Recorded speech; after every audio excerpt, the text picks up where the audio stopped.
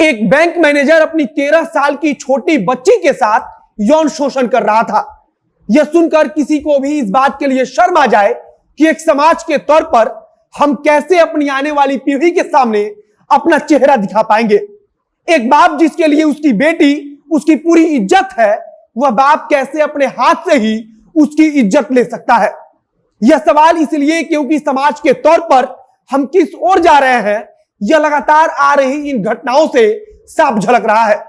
कोई बाप अपनी बच्ची का यौन शोषण लगातार 2018 से कर रहा है और अब इसकी जानकारी पुलिस को हुई है, तब उसे गिरफ्तार किया गया है। यहां एक बात ध्यान दीजिएगा कि वह बैंक का मैनेजर है, मतलब कि पढ़ा लिखा इंसान है। अक्सर जब इस तरह की खबर आती है तो हम कह देते हैं कि अगर शिक्षा बढ़ेगी तो यह सब चीजें धीरे धीरे समाज से दूर होंगी, लेकिन कोई शिक्षित व्यक्ति अगर यह सब करता है तब सवाल और अधिक गहरा जाता है। आज आपको इस केस की कहानी तो बताएंगे ही, साथ ही आपको उस डेटा के बारे में भी बताएंगे जिसमें कहा गया है कि 100 में से 94 बलात्कार के मामले का आरोपी लड़की का कोई सगा या फिर उसके घर का या फिर उसके जान पहचान का होता है। बिहार से आए यौन शोषण के इस घटने ने सबको चौंका दिया है। आरोपी पिता पर चुपके से दूसरी शादी करने का भी आरोप है। अब नमस्कार, मेरा नाम है मोहित कुमार सिंह और आप देख रहे हैं हमारा विशेष कार्यक्रम एक्सप्लेनर।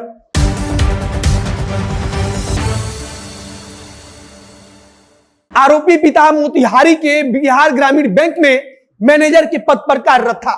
उसकी एक 13 साल की बेटी थी और हम थी इसलिए बोल रहे हैं क्योंकि उसने अब उस लड़की के बाप होने का अधिकार खो दिया है। कैसे एक पिता को इस बात के लिए शर्म तक नहीं आई कि वह अपनी बच्ची के बारे में कुछ गलत भी सोचे। पूरी बात की जानकारी खुद बच्ची की मां ने पुलिस तक पहुंचाई। पुलिस के पास जब इस बात की जानकारी हुई तो पुलिस खुद भी हैरान रह गई। आरोपी की पत्नी ने बताया कि वह हमेशा नशा करके घर आता था और फिर 13 साल की अपनी बच्ची के साथ गलत हरकत करता था। जब आरोपी अपनी बच्ची के साथ घिनौनी हरकत करता था तब उसकी पत्नी यानी कि बच्ची की मां उसे रोकने की कोशिश करती थी और तब आरोपी उसके साथ मारपीट भी करता था। जब पुलिस के पास इस बात की जानकारी पहुंची तो पुलिस ने सबसे पहले बच्ची का मेडिकल परीक्षण करवाया और उसके बाद उसके पिता आरोपी मैनेजर को गिरफ्तार किया गया। गिरफ्तारी के बाद से जब पुलिस ने सख्ती के साथ पूछताछ की तो आरोपी ने अपनी बच्ची के साथ अश्लील काम करने की बात को खुद से स्वीकार कर लिया। जब मामला पुलिस के पास पहुंचा तब पता चला कि आरोपी के ऊपर इससे पहले भी एक महिला ने अश्लील हरकत करने का आरोप लगाया था। वह महिला उसके साथ ही बैंक में काम करती थी, लेकिन उस समय पुलिस की तरफ से इस मामले को समझा बुझाकर रफा दफा कर दिया गया था। अब उसके ऊपर पूर्व में जितने भी आरोप लगे हैं उसकी भी जांच करने की तैयारी चल रही है। 2018 से ही बच्ची के साथ यौन शोषण हो रहा था और अब तक चुप रहने के सवाल पर बच्ची की मां कहती हैं कि मुझे बेटी की जिंदगी खतरे में ना पड़ जाए, इस बात का डर रहता था, इसीलिए मैं चुप थी। जो आरोपी मैनेजर है उसके बारे में बताया जा रहा है कि उसने मोतिहारी में किसी दूसरी महिला के साथ शादी भी कर ली है। उसकी पकड़ इसलिए भी ज्यादा थी क्योंकि वह केवल बैंक का मैनेजर नहीं बल्कि बैंक कर्मी एसोसिएशन का नेता भी था। अब आरोपी मैनेजर पुलिस की गिरफ्त में है और उसकी करतूतों को सुनकर हर कोई शर्म से अपना सर झुका लेता है। हर कोई इसलिए शर्म से अपना सर झुकाता है क्योंकि हम सब ऐसे समाज का हिस्सा हैं जहां कोई बाप ही अपनी बच्ची की इज्जत को लूट लेता है। अब आरोपी के ऊपर पॉस्को एक्ट सहित कई अन्य धाराओं में कार्रवाई होगी। नाबालिग बच्ची के साथ साथ खुद की बच्ची के साथ आरोप करने का यह घिनौना काम सुनकर शायद ही किसी को शर्म न आए। 2018 में एनसीआरबी की डेटा पर अगर आप ध्यान देंगे तो उसमें बताया गया था कि देश में हर चौथा दुष्कर्म जो होता है उसमें पीड़ित कोई नाबालिग बच्ची ही रहती है। यह आंकड़ा इसलिए क्योंकि यह आंकड़ा हम जैसे हर उस व्यक्ति के मुंह पर तमाचा है जो इस समाज का हिस्सा है। सोचिए कि हम कैसा समाज बना रहे हैं।